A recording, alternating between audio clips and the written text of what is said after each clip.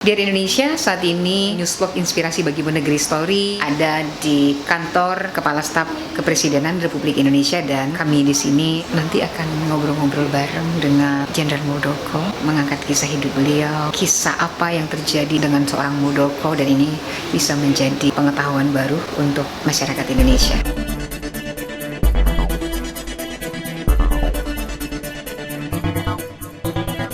Satu fokus pada pekerjaan, memang gak ada yang lain. Jadi beliau begitu ada sesuatu dikejar, beliau punya keinginan ada sesuatu dikejar sampai habis dan harus selesai, harus tuntas. Begitu melihat hal-hal yang perlu dibenahi, segera selesai. Jadi nggak ada menunda, tidak ada nanti aja, nggak. Sepanjang itu dalam kapasiti negara, selesaikan. Dan kecepatannya sangat cepat ya sekarang. Sangat cepat. Speednya super speed kayak sekarang. Dan disitulah peran KSP memastikan bahwa apa yang menjadi kebijakan presiden itu harus terdeliver dengan baik. Tidak hanya sen, tapi kita memastikan di kementerian bahwa perintah presiden, kebijakan itu bisa dijalankan dengan baik. Kalau ada hambatan, kita juga turun membantu. Biasanya seperti proyek-proyek strategis nasional, biasanya ada persoalan hambatan perizinan, ada persoalan hambatan tanah, pembebasan tanah. Turun kita. Harus cepat selesai itu. Iya, KSP turun tangan dan kita biasanya cepat menyelesaikan. Karena kami di KSP punya tim komunikasi yang terdiri dari teman-teman yang berangkat dulu dari intelijen, berikutnya itu yang lebih tertutup, tapi kami juga punya tim yang terbuka, memang ahli komunikasi, sehingga dua ways ini kita jalankan, sehingga ada pendekatan-pendekatan yang langsung bisa menjawab what the people needs, apa sih yang dibutuhkan oleh masyarakat itu. Sehingga kita tidak bisa bahasa pokoknya, bahasa harus begini, bukan begitu. Pokoknya harus ini kan enggak. Pokoknya harus begini, enggak bisa. Sekarang saya dengar kalimat itu ingat sesuatu. Gitu, pokoknya harus. Ada sesuatu. Nanti kita sampai ke situ, Pak. Ada sesuatu. Pokoknya itu loh. Boleh saya ingat sebentar ya, Pak. Saya kok kayak melihat ini tidak terlalu terang. Kari, cek. Aman-aman aja. Oke. Tapi kalau di sini yang satunya terang kali ya. Iya. Yang ini agak. Kalau ini cahaya dia. Kita di ini cahaya, nggak apa-apa ini. Padahal ilmunya keren ya. Iya.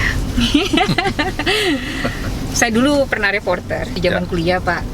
Terus bikin PH sendiri, dan aku punya newsblog Gerakan Inspirasi Bagi Negeri Story.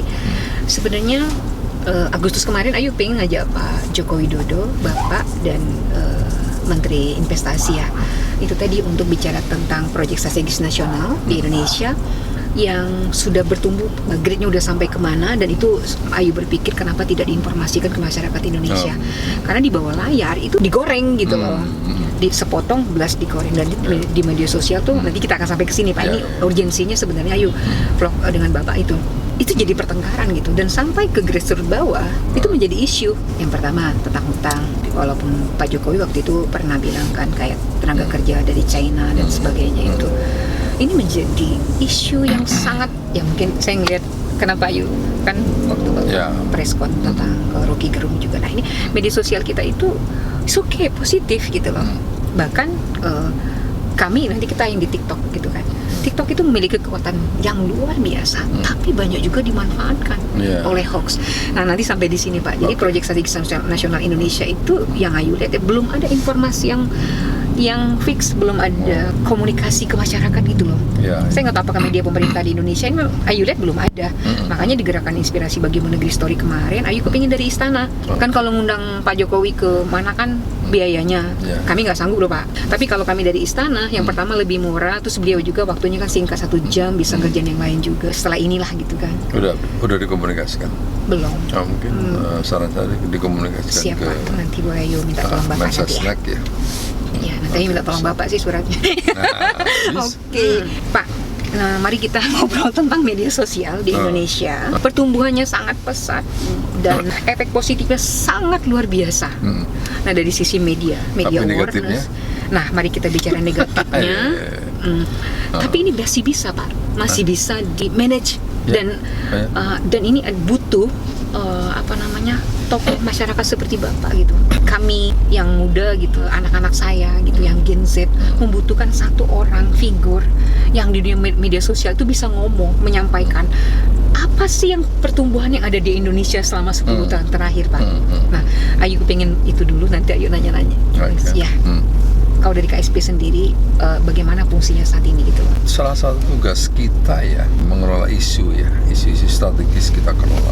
Karena isu-isu strategis itu kadang-kadang bisa sebuah disinformasi, dan disinformasi itu bisa-bisa memang dibangun gitu, sehingga bagaimana upaya itu mempengaruhi publik yang ini kalau tidak segera direspon itu menjadi bola salju ya. Nah, tugas kami di KSP adalah bagaimana mengelola isu strategis. Untuk itulah setiap hari kita melakukan daily briefing ya, berikutnya mengenali isu-isu yang current isu, berikutnya yang betul-betul hot isu yang kita ikutin terus, kita antisipasi, berikutnya kita memikirkan bagaimana narasinya.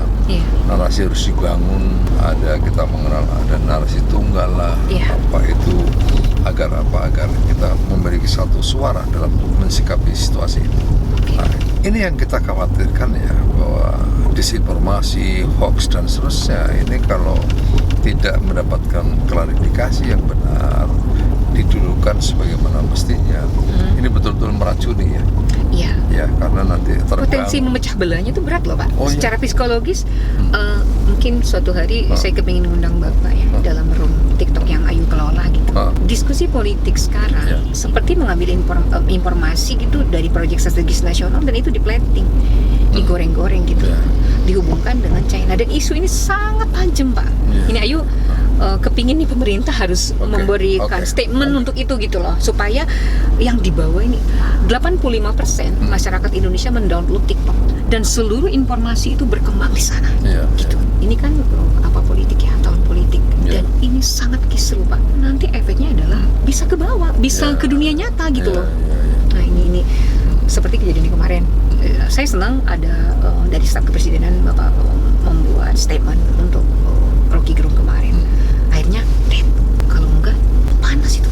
Dimensus luar biasa itu. Ya, itu kadang-kadang saya juga harus membuat statement yang keras ya, mengingatkan hati-hati bahwa negara dan bernegara itu punya rule dan memiliki rule yang semua warga negara harus ikut di dalamnya. Nggak boleh kita sebagai warga negara Indonesia itu menggunakan hukum yang lain kan. Kita udah jelas hukumnya, ikuti rule semuanya. Kita punya hak dan tanggung jawab untuk itu. Jadi kalau kita berbicara tanpa batas dengan segala hal yang apalagi menurut saya sih menyerang pribadi presiden, nggak boleh dong. Video ini dipersembahkan oleh Newsblog Inspirasi Bagimu Negeri Story, didukung oleh Kilang Pertamina Internasional.